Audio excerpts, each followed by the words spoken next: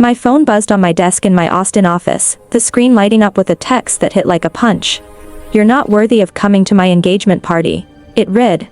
I'm Maya Hayes, a cultural event planner who pours her heart into every project.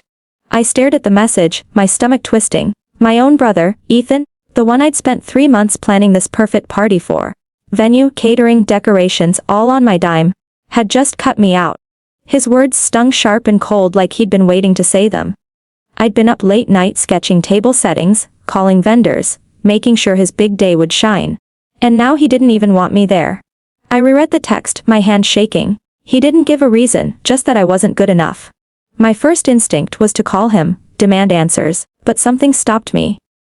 I put the phone down, took and smiled. A plan was forming. A week later, I'd be on a plane to Maui, Hawaii, leaving his precious party in the dust. And when that day fell apart, my phone would light up with calls I wouldn't answer. But I'm getting ahead of myself. Let's go back to how this all started, because trust me, it's a story you won't believe. If you've ever been betrayed by family, drop your story in the comments and hit that subscribe button for more jaw-dropping drama. Ethan's text still glared on my screen, cold as a work email. For 3 months, I poured my soul into planning his engagement party. Every detail crafted to make his day perfect. I'd scoured Austin for the ideal venue, landing on a swanky downtown hotel with a rooftop view of the city skyline. I spent late nights sketching table settings, blending rustic country vibes with elegant touches. Think mason jars of fairy lights, a nod to our Texas roots. I called in favors to book Anna Jenkins's catering company, known for their mouth-watering southern spreads, and worked with Mark Lewis to design custom decorations, from floral arches to engraved name cards. Leo Rodriguez, the venue manager, became my go-to for logistics, ensuring every chair was in place. All this I did for free, because Ethan's my brother, and family is supposed to mean something. I'd barely slept, juggling my day job as a cultural event planner with his party prep. My inbox overflow with vendor contracts, my phone buzzing with confirmations, all to make his moment shine. And he repaid me with a text saying I wasn't worthy. My chest tightened, but I didn't cry. Instead I dialed my mom, Carol Hayes, hoping she'd see how unfair this was. "Mom, did you know about Ethan's text?" I asked, my voice steady. Her pause told me everything. "Maya, it's his big day," she said, her tone soft but firm. "He's under a lot of stress." "Don't make the phone," stunned. She was taking his side, brushing off my hurt like it was nothing. I hung up, my mind racing. How could she dismiss me like that? I'd spent thousands of hours, not to mention my own money, to make this party flawless. I called Ethan next, needing to hear it from him. "Ethan, what's this about?" I said, keeping my cool. His voice came through, clipped and annoyed. "Look, Maya, my fiancée, Chloe Miller, and her friends, they want a certain vibe. You don't fit it. It's not personal." Not personal. My blood boiled. I'd built this entire event from scratch, and now I was the outsider. He rambled on about limited seats, about keeping things classy, but every word felt like a jab. Chloe's influence was clear. She wanted her crowd front and center, and I was collateral damage. I pressed him, my voice rising. "I'm your sister, Ethan. I've been killing myself for your party, and you're saying I don't belong." He sighed like I was the problem. "Maya, just drop it. It's my call." I hung up, my hands trembling with anger. 3 months of my life, my expertise, my love for my brother, all tossed aside because Chloe wanted a picture-perfect desk list. I stared at the contacts on my desk, my name signed on everyone. I could have fought harder, screamed, or begged. But a quiet resolve settled in. I wasn't to let them walk over me. Mom called back later that evening, her voice sharper now. "Maya, you need to support your brother," she said. "This is about family, not your feelings." Family? Where was that family when Ethan kicked me out of his day? I told her I wasn't coming. Not as a guest. Not as anything. She gasped like I'd betrayed them. "You're being selfish," she snapped. I ended the call, my heart pounding. They thought they could guilt me into silence. But they were wrong. I wasn't just going to sit back and take it. 3 days after my fight with Mom, my dad, Robert Hayes, called while I was sorting through vendor invoices at my Austin office. His voice crackled through the phone, calm but edged with expectation.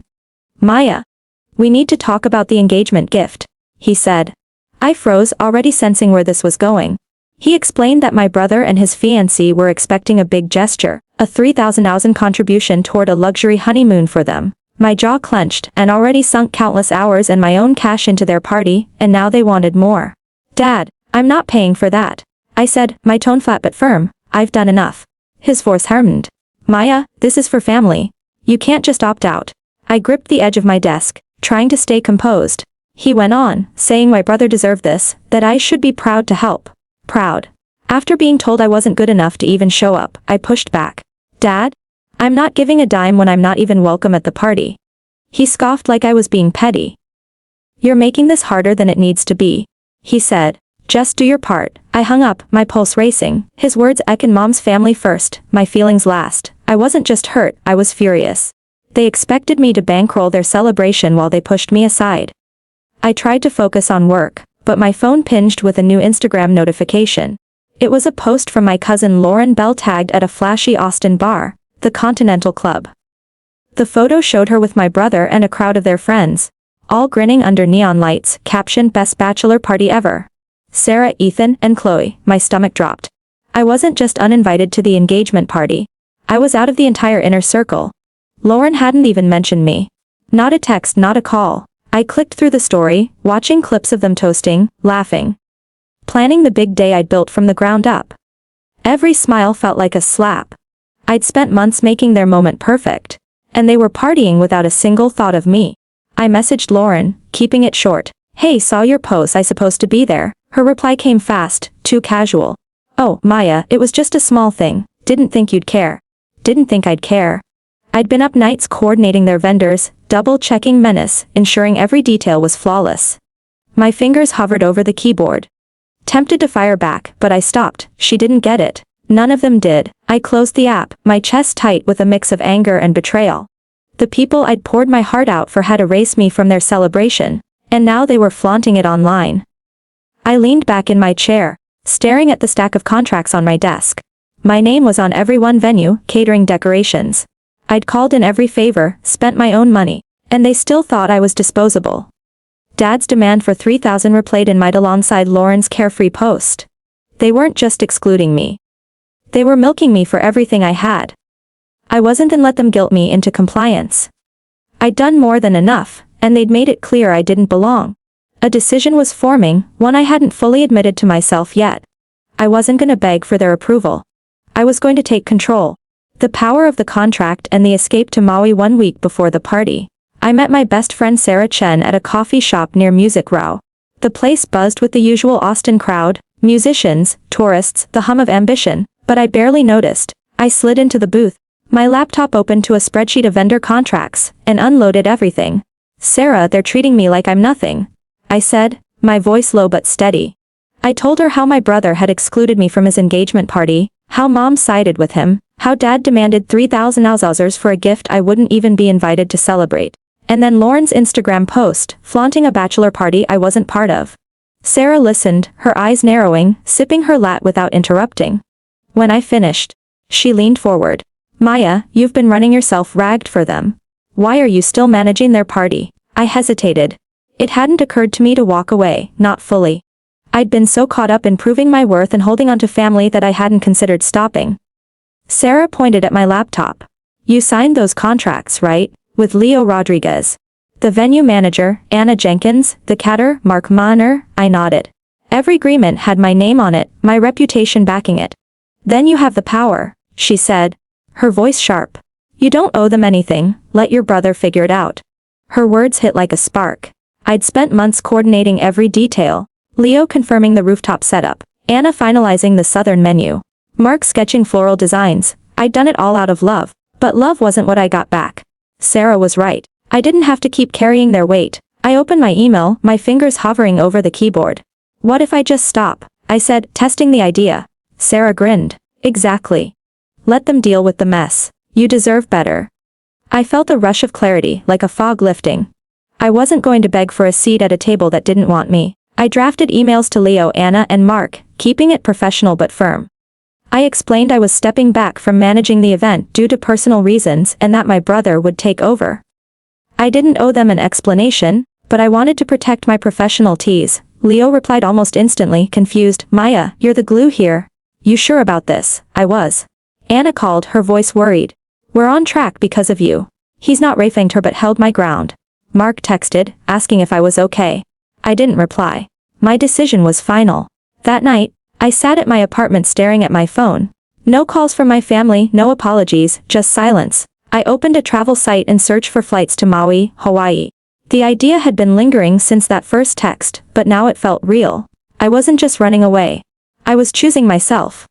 I found a flight leaving Austin the morning of the party, landing in Kahului by afternoon. I pictured myself on Kaanapali Beach, far from the case I was about to unleash. My finger hovered over the book button, my heart pounding with a mix of defiance and freedom. I clicked it. The confirmation email pinned, locking in my escape. I called Sarah to tell her. "I'm out," I said. My voice lighter than it had been in weeks. She laughed triumphant. "Good for you, Maya. Let them figure out their own party." I hung up, feeling a weight lift. My family thought they could use me and toss me aside. But I was done playing their game. I wasn't just stepping back. I was walking away, leaving them to face the consequences of their choices. My phone stayed quiet, but I knew that wouldn't last. They'd realize soon enough what they'd lost. The morning of the party, I sat at Austin Airport sipping coffee. My boarding pass for Cali was tucked in my pocket, my suitcase packed for Maui. The terminal buzzed with travelers, but I felt calm, almost weightless, knowing I'd walked away from my brother's chaos. I'd handed over the reins, and now it was his mess to handle. My phone stayed silent, no apologies. No last-minute pleas from my family. I wasn't surprised, they'd taken me for granted, and I was done waiting for them to care. Back in Austin, the rooftop venue was unraveling. Leo Rodriguez, the venue manager, called my brother early that morning, his voice tight with frustration. Without my oversight, the setup was a disaster. Half the tables lacked centerpieces.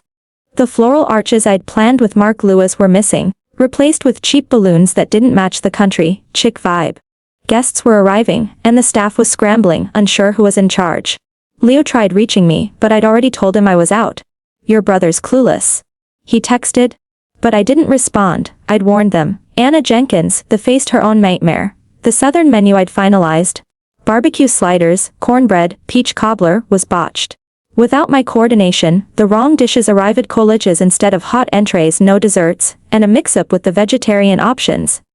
Guests grumbled, posting complaints on social media about tacky food at a supposedly classy event. Anna left my brother a voicemail, her tone sharp. "Maya had this under control." What happened? He didn't have an answer. He was drowning trying to micromanage a team that no longer had a leader. Mark Lewis, the decorator, was equally lost. The engraved name cards I designed were nowhere to be found, and the lighting setup was incomplete, leaving the rooftop dim and uninviting. Guests whispered about the half-finished decor, some leaving early. My brother and his fiancée were at the center of the storm, fielding complaints while trying to keep up appearances. Tensions boiled over. During a heated moan hymn, her voice carrying over the crowd. "This is your fault. You said you could handle it." He fired back, blaming her for pushing me out. Their argument escalated, guests staring as the perfect couple unraveled in front of everyone. My phone started buzzing as I waited at the gate. First, a text from Mom. "Maya, the party's a mess, call me." Then "Dad, where are you? Fix this." My brother sent a string of messages, each more desperate. "Maya, the vendors are freaking out. You need to help." I stared at the screen, my coffee cooling in my hand. They'd ignored me for months, dismissed my work, my worth. Now, when their big day was crumbling, they wanted me to swoop in. I silenced Balin, slipping it into my bag. I wasn't their safety net anymore. As I boarded the plane, another text came through. An unknown number. Probably a guest. "This party's a joke." Where didn't reply. The flight attendant announced takeoff, and I leaned back, picturing the chaos unfolding miles away. My brother and his fiancée were likely still arguing, their voices drowned out by complaints. Leo, Anna, and Mark were probably scrambling to salvage what they could. But without my direction, it was hopeless. The rooftop, men's a glowing celebration, was a patchwork of mistakes, empty tables, wrong food, dim lights. I felt a pang of guilt, but it passed. They'd made their choices and so had I. I thought about what Sarah had said. I had the power. For once, I was using it for myself. My family expected me to clean up their mess, but I was done being their fallback. The plane's engines roared, and I closed my eyes, ready for Maui. My phone vibrated again in my bag. But I ignored it. They could call all they ignored it. I was already gone. The plane landed in Kahului, and I felt the ocean breeze from Kaanapali as I stepped outside. Maui welcomed me with warm air and the distant hum of waves, a world away from Austin's chaos. I checked into a small hotel steps from the beach, My room overlooking the turquoise water. For the first time in months, I breathed easy. No vendor emails or family demands weighing me down. I was here to find myself, not to fix anyone else's mess. My first morning I walked to Anapali Beach, the sand soft under my feet. Tourists snapped photos, surfers rode waves. And I let the rhythm of the ocean pull me away from resentment. I wasn't ready to forgive my family, but I wanted to let go of the anger. I signed up for a meditation class, tucked away in a quiet valley. The instructor, a woman named Kailani, guided us through breathing exercises, her voice calm and grounding. Focus on your truth, she said. I sat cross-legged, eyes closed, trying to release the hurt. My brother's rejection, mom's dismissal, dad's pressure, my cousin's indifference. It wasn't easy, but each breath felt like a step toward peace. Back at the hotel, I started a journal. I wrote about the months I'd spent pouring my heart into a party that didn't want me, the sting of being sidelined by people I loved. But I also wrote about the waves, the temple, the way Kailani's words made me feel seen. Writing became my anchor, a way to process without breaking. I wasn't crying or raging, I was rebuilding. My phone buzzed occasionally, texts from mom, dad, even my brother, but I didn't open them. Their urgency didn't matter here. I was done being their problem solver. On my third day, Sarah texted me a link. Check this out, she wrote. It was an article she'd published on a popular online news site titled Event Planner Excluded from Family's Big Days Speaks Out. My heart raced as I read it.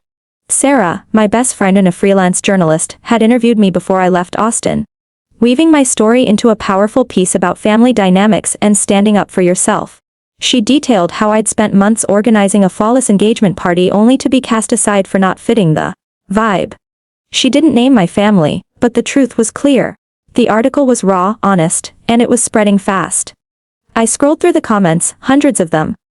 Strangers shared their own stories of being undervalued, of choosing themselves over toxic expectations. You're an inspiration, Maya, one wrote. Don't let them dim your light, said another.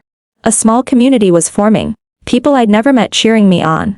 My inbox filled with messages from readers, some offering support, others asking for advice on setting boundaries. I wasn't alone anymore. Sarah's article had turned my pain into something bigger, a rallying cry for anyone who'd been pushed aside. I texted her back. You're incredible. Thank you. She replied with a heart emoji. No words needed. I kept exploring Maui, renting a bike to ride along the coast, stopping at food trucks for shave ice and poke bowls. The island's vibrancy, palm trees swaying, ukulele music drifting from open-air bars, felt like a gift. I joined a sunset yoga session on the beach, stretching under a pink sky, feeling stronger with every pose. My journal grew thicker, pages filled with reflections on what I deserved, not what my family thought I owed them. I wasn't hiding from my problems. I was rediscovering my worth. My phone kept buzzing, missed calls from mom, dad, my cousin, even a few from unknown numbers, probably guests from the party. I didn't answer. Their messages piled up, but I didn't care to read them. I'd spent too long trying to please them, and now I was choosing me. Sarah's article had shown me that my story mattered, that I wasn't wrong for walking away. The support from strangers online felt more real than my family's last-minute desperation. I wasn't ready to confront them, and maybe I never would be. For now, Maui was enough. 2 weeks or my trip, I returned to Austin, my apartment as quiet and peaceful as when I'd left. Maui had given me clarity, a chance to rebuild away from the weight of my family's expectations. I set my suitcase down, the faint scent of ocean still clinging to my clothes, and checked my phone. A flood of notifications waited, missed calls, voicemails, mostly from mom, dad, and my cousin. I didn't open them. Their words couldn't undo what they'd done. I was ready to move forward, not backward. Sarah called that evening, her voice brimming with news. Maya, you won't believe what's happened, she said. She'd heard through mutual friends that my brother and his fiancée had called off their engagement. The disastrous party had been the breaking point. Guests complaining about the lackluster setup, the wrong food, the dim lighting. Their argument that night, raw and public, exposed cracks that couldn't be mended. Chloe had walked out, blaming my brother for mishandling everything, while he blamed her for pushing me away. I listened, my heart steady, not surprised. They'd built their celebration on my work, then discarded me. Now they were facing the fallout. I didn't feel joy at their split, but I didn't feel guilt either. I'd given them everything, my time, my skills, my heart, and they'd thrown it away. Sarah asked if I wanted to reach out, maybe talk to my brother. I shook my head, though she couldn't see it. No, I said. I'm done trying to fix things. She didn't push, just said she was proud of me. Her support, unlike my family's, was unwavering of what real loyalty looked like. My family kept trying to reach me.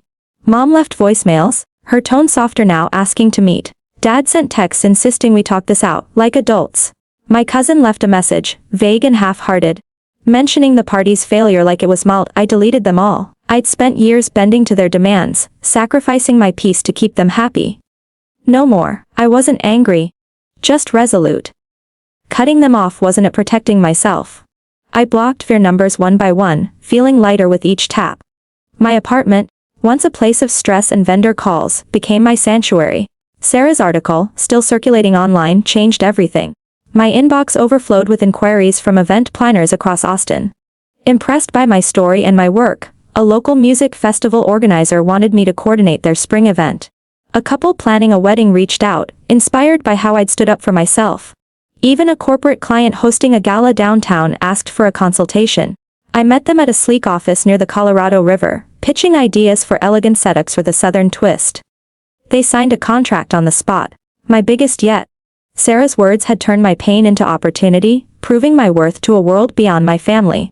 I started journaling again, not about hurt, but about growth. I wrote about the strength it took to walk away, to choose myself over people who didn't see my value. Each new contract felt like a validation, not just of my skills, but of my decision to stop begging for approval. I wasn't the same Maya who'd spent months on a party that didn't want her. I was someone who knew her worth, who built boundaries stronger than any floral arch I'd ever designed.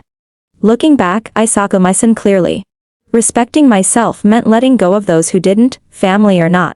My brother, mom, dad, my cousin, they'd expected me to carry their weight, to stay silent when they pushed me out. I tried to be the perfect daughter, the perfect sister, but perfection came at too high a cost. Walking away wasn't easy, but it was right. I didn't need their validation anymore. I had my work, my story, and a community of strangers who'd lifted me up when my family wouldn't. Self-respect, I learned, was the foundation of everything else. Without it, I'd still be chasing their approval, losing myself in the process.